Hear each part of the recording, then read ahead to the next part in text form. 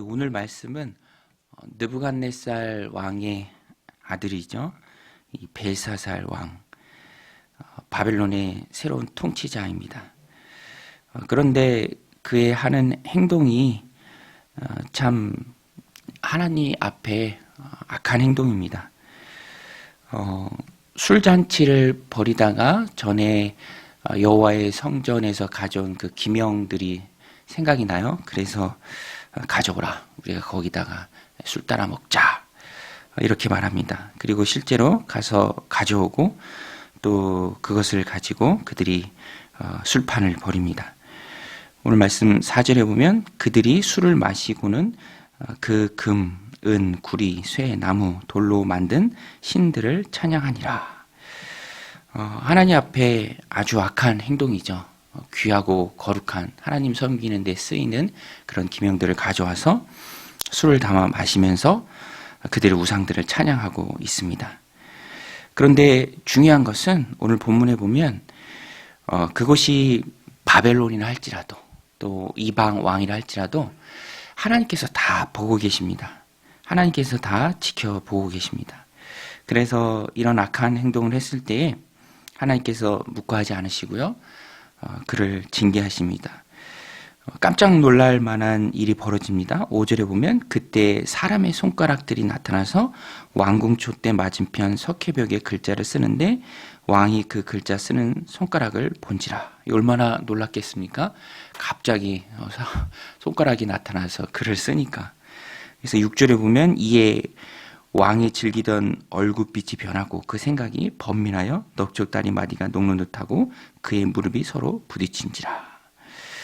자기가 세상에 가장 큰 자인 줄 알고 교만하게 행할 때 하나님께서 그 모든 모습을 보시고 그에게 두려워 떨만한 일을 보여주십니다. 글자를 쓰는 손가락이 나타나서 글자를 쓰죠. 그런데 그 쓴 글이 우리 내일 본문에 가서 보면 나오는데요. 메네 데겔 우바르신 다니엘이 해석해 보입니다. 저울에 달아보니 부족하다라는 거예요. 벨사살 왕 하나님 보심에 그 저울로 달아봤을 때 그는 함량 미달이었습니다. 그래서 그의 나라는 메대와 바사, 페르시아로 바뀌죠. 나라가 바뀝니다. 바벨론에서 페르시아로 넘어가죠. 이런 것을 보면 우리가 깨닫는 것이 있습니다. 하나님 앞에 그 사람의 모습이 중요하다라는 거예요. 마음가짐, 모습, 태도, 보여지는 것. 오늘 벨사살 왕은 다 보시는 하나님 앞에 달아봤을 때 함량 미달이었습니다. 그래서 그의 나라를 지킬 만한 역량이 없었죠. 그래서 하나님이 그것을 나누십니다. 왕임에도 불구하고 모든 것을 다 누릴 수 있는 지위에 있었음에도 불구하고 실제 그의 모습은 하나님 앞에서 함량 미달이었죠. 하나님이 다 보시는데 악한 행동을 했다는 것입니다. 반면에 오늘 본문에 보면 그가 보였던 그런 글자 아무도 해석하지 못하는데 다니엘이 해석을 해내죠. 그래서 그와 비교되는 인물이 바로 다니엘입니다. 오늘 본문에 보면 정말로 사람이 중요하다, 환경이 아니라 사람이 중요하다라는 것을 깨닫게 되는데요. 다니엘은 포로 신분입니다. 벨사살 왕이 말했던 것처럼 붙잡혀온 포로입니다. 유다에서 붙잡혀온 포로죠. 먹는 것 하나도 자기 마음대로 할 수 없고요. 뜻을 세워야 하는 그런 포로였습니다. 또 여러 가지 그런 핍박에 죽을 위기가 참 많았죠. 그럼에도 불구하고 다니엘은 하나님 앞에 온전한 사람이었습니다. 그러니까 벨사살 왕을 보고 또 다니엘을 보면서 우리가 깨달아야 할 것은 상황이나 환경, 어떤 주어진 형편이 중요한 것이 아니라 하나님 앞에서의 바른 마음가짐, 또 하나님 앞에서의 바른 삶입니다. 그러면 왕이라 할지라도 함량 미달이 되고요. 또 포로의 신분이라 할지라도 하나님께서 높여주신다라는 것입니다. 다니엘이 어떤 평가를 받았습니까? 12절에 보면 신하가 왕께 아뢰죠. 다니엘이 어떤 사람인가? 12절에 보면 왕이 벨드사살이라 이름하는 이 다니엘은 마음이 민첩하고 지식과 총명이 있어 능히 꿈을 해석하며 은밀한 말을 밝히며 의문을 풀 수 있었나이다. 이제 다니엘을 부르소서 그리하시면 그가 그 해석을 알려드리리다 하니라. 이 다니엘은 11절에도 보면 나옵니다. 왕의 나라에 거룩한 신들의 영이 있는 사람이 있으니 곧 왕의 부친 때에 있던 자로서 명철과 총명과 지혜가 신들의 지혜와 같은 자니이다. 왕의 부친 느부갓네살 왕이 그를 세워 박수와 술객과 갈대아 술사와 점쟁이의 어른을 삼으셨으니 그렇게 많은 일들을 할 수 있었던 이유는 다니엘의 마음 가운데 그 바벨론 사람들도 고백하죠. 다니엘을 보면서 신들의 영이 있는 사람이라, 신들의 영이 있는 사람이라, 성령에 충만한 사람이었습니다. 오늘 우리도 우리 안에 계신 성령님 그 충만함으로 이 땅을 살아가고 나아갈 때 내가 어떤 상황 가운데 있든지 또 어떤 환경 가운데 있든지 어떤 형편이든지 그것은 절대로 중요한 것이 아닙니다. 성령에 충만한 내가, 사람이 중요하죠. 내가 하나님 앞에 온전히 서는 것이 중요합니다. 사도행전에 나오는 예수님의 제자들도 보면 정말 다르죠. 복음서에 나오는 그 사람들이 맞는가 싶을 정도입니다.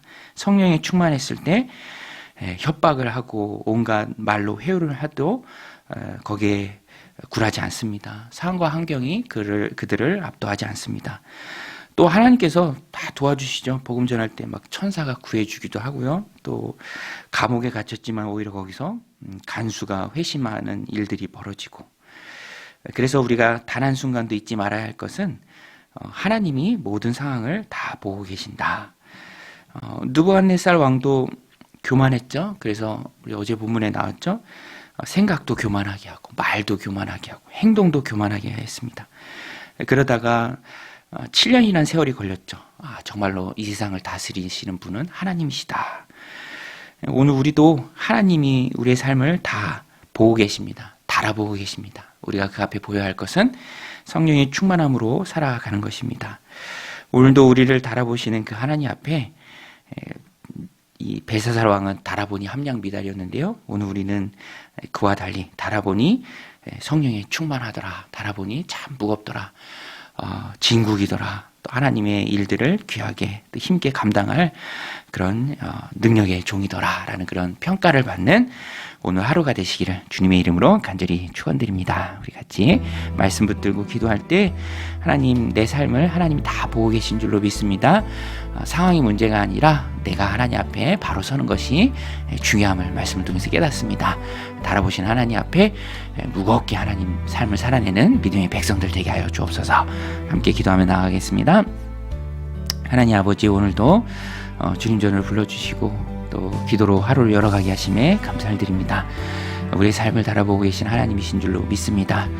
상황과 환경 가운데 굴하지 않게 하시고 내가 하나님 앞에 성령의 충만함으로 온전히 설 때 그 모든 상황과 환경을 압도하는 다니엘과 같은 그 삶을 살아내게 하여 주시옵소서. 하나님 보고 계심에 하나님 기뻐하시는, 또 하나님 인정하시는 그 믿음의 길을 힘있게 걸어가게 하여 주시옵소서. 성령의 충만함이 그 해답인 줄로 믿습니다. 내 안에 계신 성령님 이끄시는 대로 순종하며 따라가게 하시고 또 모든 죄를 멀리하며 하나님 기뻐하시는 뜻이라면 순종하기를 결단하고 또 온전한 믿음으로 하나님 앞에 서는 하나님 오늘 하루 되게 하여 주옵소서. 그래서 다니엘처럼 사람들에게 인정받고 다니엘처럼 지혜가 총명한 마음이 충만하여 하나님의 많은 주님의 일들을 힘있게 감당하는 능력의 종, 또 복된 하루 되도록 주님 축복하여 주시옵소서.